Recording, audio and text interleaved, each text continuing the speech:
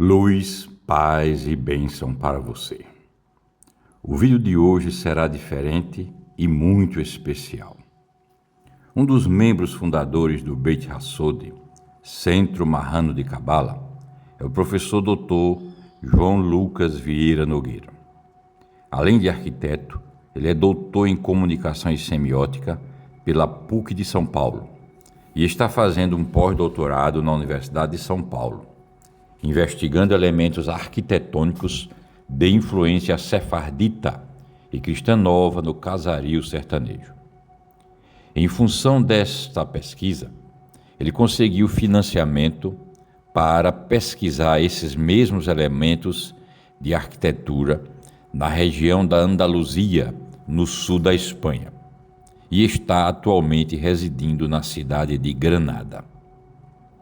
Vou agora reproduzir a mensagem que ele postou no grupo de WhatsApp que reúne os membros ativos do Beit Hassod. Disse ele: aqui em Granada tem um lugar chamado Palácio de los Olvidados, com uma exposição sobre a Inquisição e seus instrumentos de tortura. Estou aqui agora, acabei de fazer a visita. É algo torturante ver isso. Logo em seguida a essa postagem, eu solicitei ao Dr. João Lucas que reunisse material para gravarmos um vídeo sobre esse museu, que é um testemunho do terror que o Tribunal do Santo Ofício infligiu sobre nossos ancestrais. O vídeo de hoje, então, é sobre o Palácio de los Olvidados e seu acervo que reconstitui os instrumentos de tortura utilizados pelo Tribunal do Santo Ofício em sua perseguição aos não-católicos na Andaluzia, tanto muçulmanos quanto judeus e seus descendentes. Assim, Granada é uma cidade onde beleza e dor se entrelaçam. Foi aqui nos salões do Palácio de Alhambra que, em 1492, Fernando de Aragão e Isabel de Castela assinaram o decreto de expulsão dos judeus da Espanha. Da harmonia de seus pátios nasceu um edito de exílio. Milhares foram expulsos, outros foram forçados ao batismo, e muitos se tornaram marranos, vivendo sob máscaras, sustentando em segredo a chama de sua fé. Mas não terminou aí. Em 1526, um tribunal da Inquisição foi transferido para Granada. E hoje, no Palácio dos Esquecidos, estão os instrumentos dessa política do medo. Nesse palácio se guardam os instrumentos que buscaram apagar memórias. Estamos diante de uma história de dor, mas também de resistência.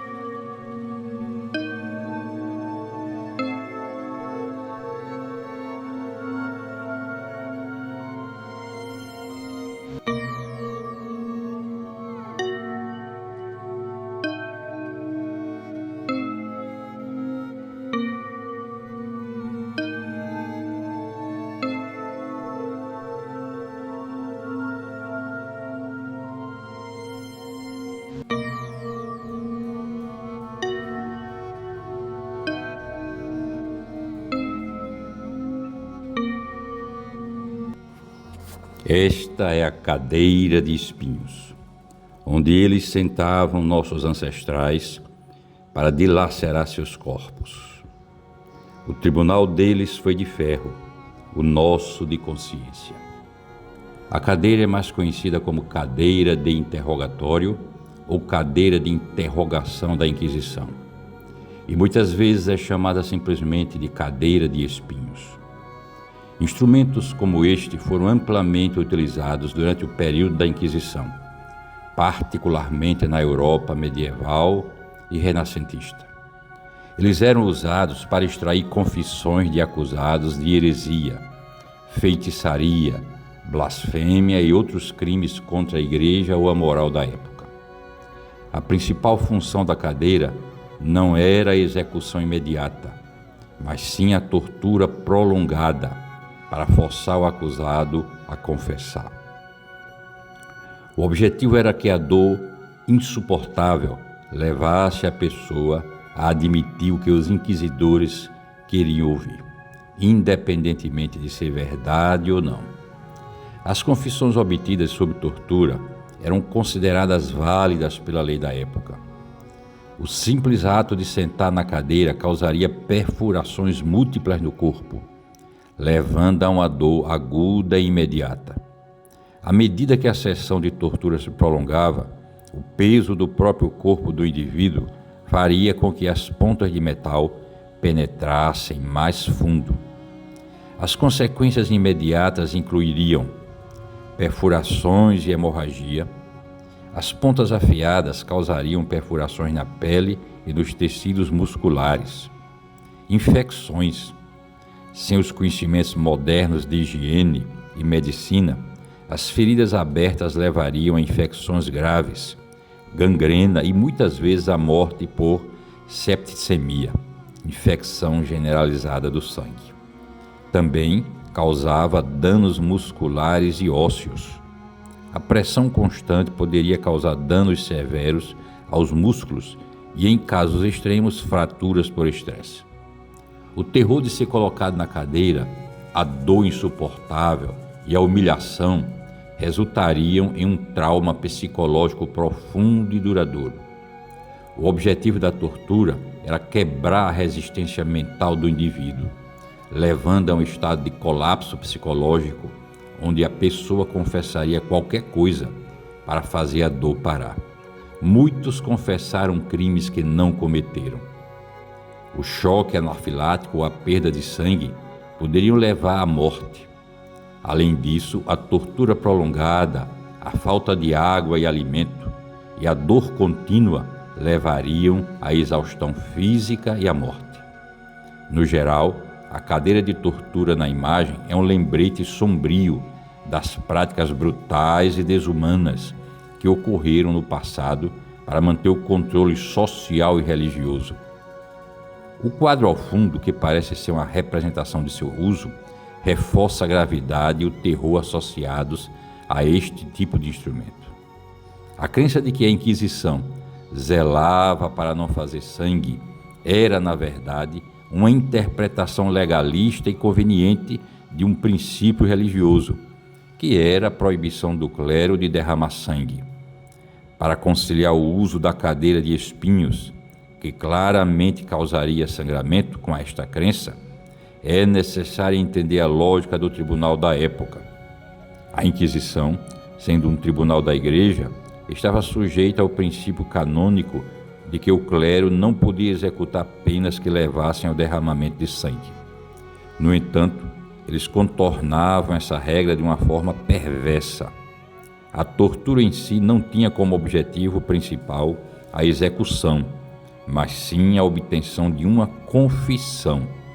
Se a tortura, como a cadeira de espinhos, a garrucha ou o potro, causasse sangramento, eles podiam argumentar que isso era um efeito colateral, mas não o objetivo direto da ação. A pena de morte por si só era um processo separado, entregue ao braço secular. O objetivo principal da tortura não era matar, mas quebrar a resistência psicológica do acusado. A dor infligida pela cadeira de espinhos era projetada para ser insuportável, mas não necessariamente fatal. O tribunal queria uma confissão, pois a confissão, sob a visão da Inquisição, era o primeiro passo para o arrependimento e a reconciliação com a Igreja. Mesmo que a pessoa morresse por causa das feridas, infecções, perda de sangue, a Inquisição poderia alegar que a morte foi consequência de sua obstinação em não confessar, e não um ato de execução deliberada do tribunal. As máscaras de humilhação, reflexo grotesco da máscara marrana, que escondia por fora e guardava por dentro o Shema. Aqui estão máscaras que foram impostas, mas nós sabemos, a máscara marrana era escolha de sobrevivência. Uma cruz pintada fora e um Shema sussurrado dentro. A imagem mostra um instrumento de tortura conhecido como máscara da vergonha, ou, em espanhol, máscara de la vergüenza. No quadro atrás, parece haver uma representação do seu uso. Existem muitas variações, mas todas compartilham o propósito de humilhar publicamente o indivíduo. Outros nomes incluem brida de megera, o freio de ferro. Embora muitas vezes associadas à Inquisição e à justiça medieval e renascentista, as máscaras da vergonha foram particularmente populares nos séculos XVI e XVII, especialmente na Alemanha e na Inglaterra, como uma forma de punição por crimes menores, principalmente contra mulheres. Eram usadas para punir megeras, fofoqueiras, ou qualquer pessoa considerada indisciplinada ou que falasse muito. O objetivo principal não era causar dor física extrema, mas sim a humilhação pública. O instrumento era projetado para ser ridículo e desconfortável, e o uso da máscara era frequentemente acompanhado de uma exposição pública. O indivíduo era forçado a usá-la em locais públicos, como a praça da cidade ou a frente da igreja, onde era exposto à zombaria e ao escárnio de todos. A máscara da imagem possui orelhas grandes de burro e uma espécie de focinho, o que reforça o objetivo de ridicularizar o acusado. Muitas máscaras tinham pontas de metal que se encaixavam na boca para impedir a fala, e em alguns casos podiam perfurar a língua se a pessoa tentasse falar.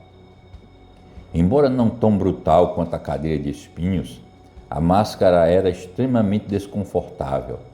O metal era pesado e o seu ajuste apertado podia causar marcas e cortes no rosto e no pescoço.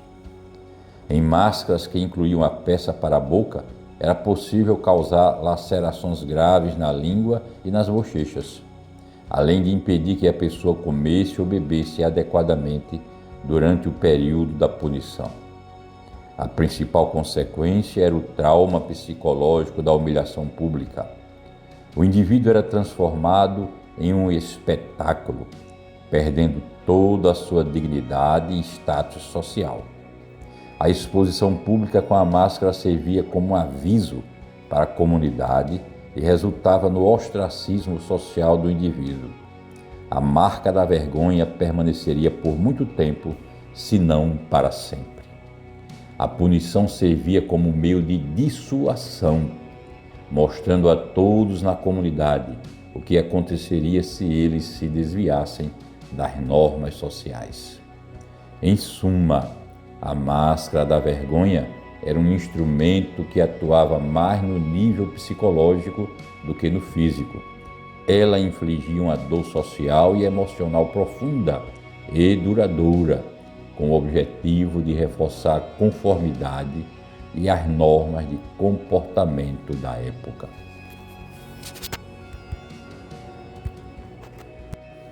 Agora, vocês estão vendo o poste da fogueira. É o poste, em espanhol, usado para amarrar os condenados à morte por fogo. A foto mostra um pilar de madeira com a base larga. O pilar era o ponto central da execução. O condenado era amarrado a ele, geralmente com correntes ou cordas.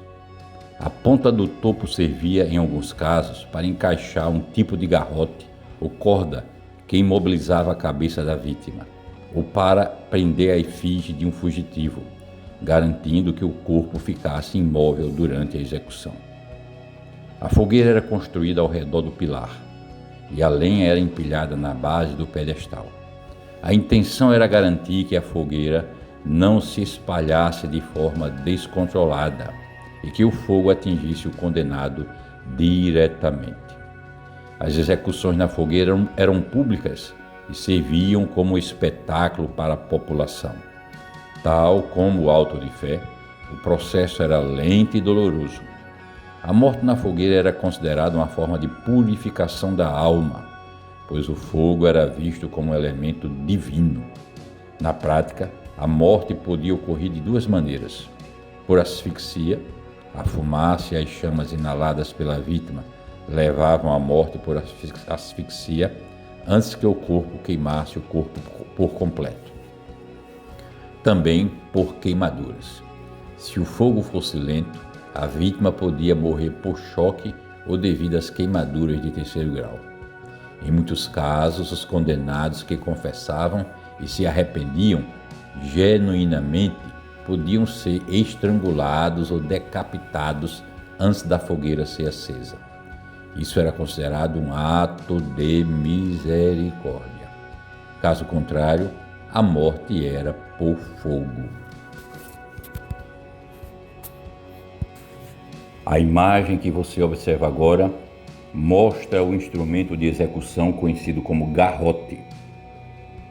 Este artefato tem uma conexão histórica muito forte com a Espanha e foi de fato utilizado pela Inquisição e posteriormente pelo Estado espanhol.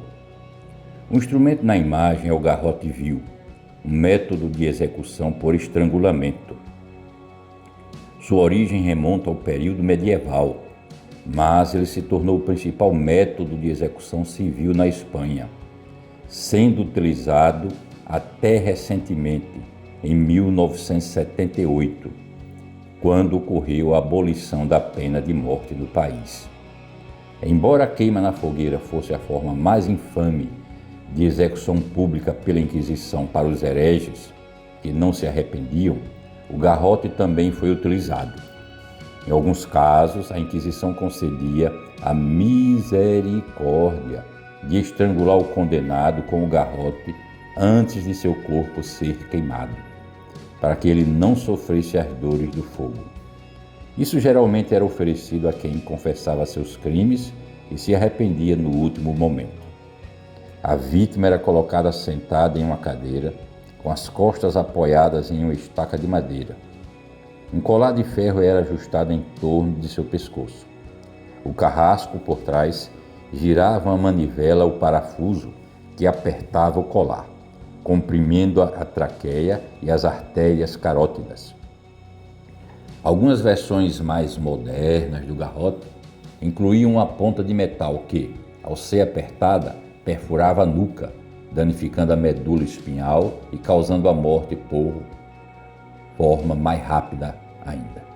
O aperto do colar de ferro causava asfixia, impedindo a respiração. A compressão das artérias carótidas interrompia o fluxo de sangue para o cérebro, levando rapidamente à perda de consciência e à morte por falta de oxigênio.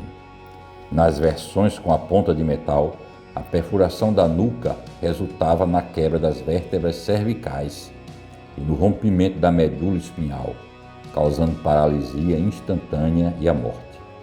O garrote era uma forma de execução pública projetada para ser vista por todos.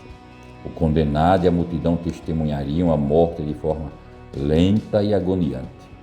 Ser executado publicamente era uma forma de punição extrema que visava aterrorizar a população e reforçar o poder do Estado e da Igreja.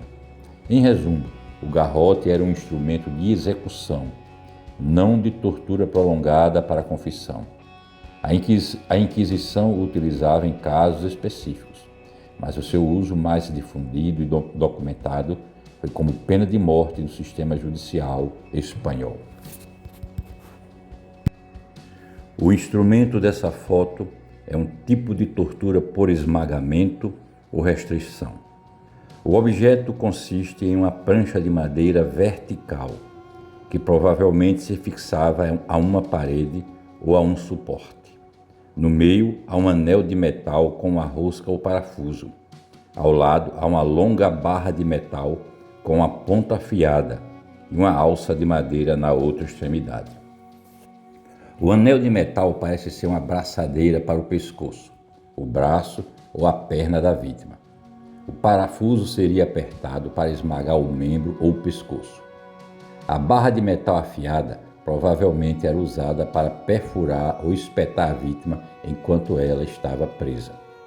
O parafuso poderia ser apertado lentamente para infligir uma dor crescente, esmagando os ossos e os músculos. A ponta de metal poderia ser um adicional para perfurar a carne, intensificando a agonia. Este tipo de instrumento era comum em prisões e salas de tortura medievais e renascentistas, incluindo as utilizadas pela Inquisição. O objetivo era causar dor extrema e prolongada para forçar uma confissão. As consequências físicas eram o esmagamento de ossos, destruição de nervos, danos musculares, hemorragia interna e, em última instância, a morte por gangrena ou choque. O confinamento, a dor crescente, a humilhação e o terror de uma morte lenta e dolorosa levariam a um colapso psicológico, forçando a vítima a confessar qualquer coisa. Portanto, esta peça é um instrumento de tortura por restrição e esmagamento, que também tem lugar na história sombria dos métodos de interrogatório e punição. Esse era o Sanbenito. O Sanbenito era uma das formas mais importantes e simbólicas de punição da Inquisição, agindo primariamente no plano psicológico e social. O Sanbenito era um símbolo de ostracismo social. Mesmo se o condenado fosse perdoado e não executado, o uso do Sanbenito e a posterior exibição na igreja marcavam a pessoa e sua família para sempre. O auto de fé era uma cerimônia pública da Inquisição. Uma vez que os hereges haviam confessado sua culpa e o tribunal havia verificado a confissão, a sentença era pronunciada. Em seguida, a pena, fosse qual fosse, era tornada pública no auto de fé. Um evento onde os condenados abraçavam a fé antes de conhecer suas sentenças. O propósito do ato público era dissuadir outros possíveis hereges da comunidade. Os condenados à fogueira eram levados para uma praça pública, fora das cidades, onde a fogueira estava preparada. A distância servia para que a população pudesse ter uma visão clara do espetáculo, e lá eles eram queimados vivos ou estrangulados antes de serem queimados. O antijudaísmo era frequentemente disseminado para criar um inimigo comum, desviando a atenção da população de outros problemas sociais e econômicos. O auto de fé era uma cerimônia pública, teatral e meticulosamente coreografada. O objetivo não era apenas punir o herege, mas também servir de aviso para a população. A procissão, a leitura das sentenças e a execução pública eram projetadas para incutir terror à comunidade. A repressão em Granada exemplifica como a Inquisição foi usada como braço ideológico do Estado, impondo unidade religiosa à força e punindo tanto judeus como mouros convertidos, que mantinham práticas culturais próprias. Em outras palavras, Granada foi um dos lugares onde a Inquisição encarnou de forma brutal a fusão entre controle religioso e política de assimilação nacional. O Palácio dos Esquecidos é quase irônico. Ali está a memória de uma cidade onde a Inquisição trabalhou ativamente para que ninguém pudesse lembrar sua própria raiz. Esses instrumentos são testemunhas mudas, mas nós lhes devolvemos voz. Onde quiserem apagar, escrevemos de novo. Onde quiserem silenciar, acendemos luz.